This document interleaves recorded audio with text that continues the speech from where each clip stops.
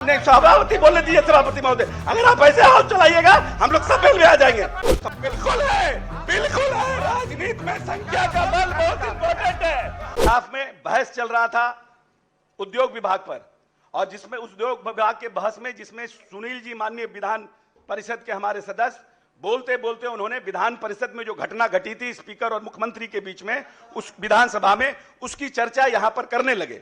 जब उस पर चर्चा करने लगे तो हम वहां बैठे थे, हमने कहा कि इस तरह के किसी भी कार्रवाई को, विधानसभा के कार्रवाई को विधान परिषद में आप नहीं ला सकते हैं। माननीय राजेंद्र गुप्ता जी सभापति के पीठासीन पदाधिकारी के रूप में सभापति के चैम्बर कुर्सी पर बैठे थे, आसन पर बैठे थे, और हमने उनको कहा कि सर विधान सभा के किसी भी कार्य संचालन नियमावली से विधानसभा और विधान परिषद चलता है।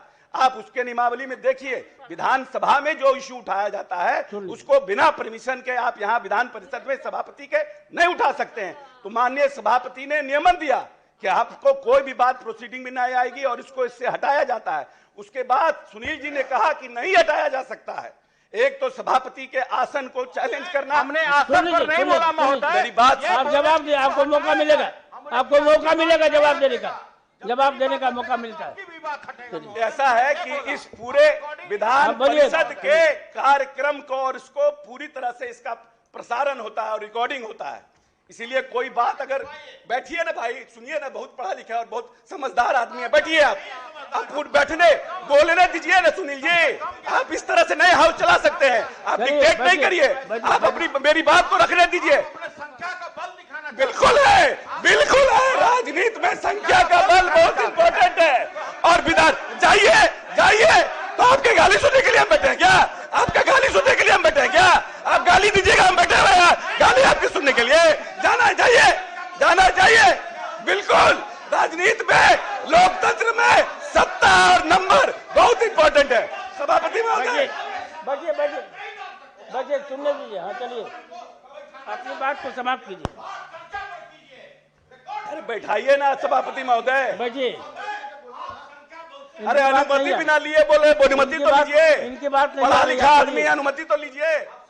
दुनिया सभापति महोदय, उस डिस्कशन के दौरान माननीय पूर्व मुख्यमंत्री ने मुझे दलाल शब्द का प्रयोग किया, दलाल शब्द का प्रयोग किया, और उन्होंने कहा कि आप सत्ता की दलाली करते हैं और सत्ता के दलाल हैं और आप इधर से उधर करते हैं। ये जानकारी उस समय मुझे नहीं मिल पाई थी। उस समय ठीक है, बैठिए। ये बोला गया था आप सत्ता के दलाल मत बनिए। ठीक है, सत्ता के दलाल मत बनिए, सत्ता के दलाल। अरे बैठिए ना सुनील जी, अरे बैठिए ना, बोलने दीजिए ना, बोलने दीजिए, आपको भी मौका मिलेगा बोलने का। आप अकेले किसी को बोलने नहीं देते हैं। ये नहीं स्वीकार की जाए।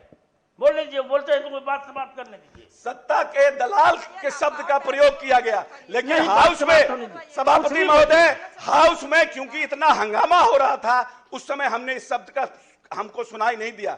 लेकिन दूसरे दिन पूरे सोशल मीडिया में और पूरे जगह इस बात की चर्चा हुई, और सोशल मीडिया से पूरा समाज, जिस दलित महादलित समाज से हम आते हैं, वो आहत हुआ। और माननीय नेता ने जिस तरह से बड़ी बड़ी बात तो करते हैं राजनीतिक दल के लोग कि हम अति पिछड़ों और दलितों की राजनीति को ताकत देना चाहते हैं, लेकिन उनके लिए शब्दों का किस तरह का प्रयोग करते हैं। और हम आपको बताना चाहते हैं, ब्रोकर का मतलब अंग्रेजी में क्या होता है? A broker is a person whose job is to buy and sell shares for money और गुड्स फॉर अदर पर्सन। एक दूसरा, go between, if someone acts as a go between, they take message between people who are unwilling to meet each other. Middleman, a middleman is a person or a company that buy things from the people who produce them and sell them to other people or a profit. हमको समझ में नहीं आया किस परिप्रेक्ष्य में हमको दलाल बोलने का काम किए। इनके पास, क्योंकि इन लोगों ने तो कभी भी पढ़ाई लिखाई से तो कोई मतलब रहा नहीं, इन लोगों ने तो अपने शासन ने। सभापति बोलने दीजिए सभापति महोदय, अगर आप ऐसे हाथ चलाइएगा हम लोग सब में आ जाएंगे। अगर हम यहाँ गाली खाने के लिए नहीं आए, हम लोग नहीं आ जाएंगे, हम लोग भी आ जाएंगे। चलिए हम लोग भी में आइए, आइए बेल में आइए। कौन मना कर रहा है? आइए। आपका गाली सुनने के लिए हम नहीं आए हैं यहाँ, आपके गाली सुनने के लिए हम यहाँ नहीं आए हैं, आपके गाली सुनने के लिए हम नहीं आए हैं। जो लोग और उन्होंने सदन की कार्रवाई 2:30 बजे अपराह्न तक के लिए स्थगित की जाती है।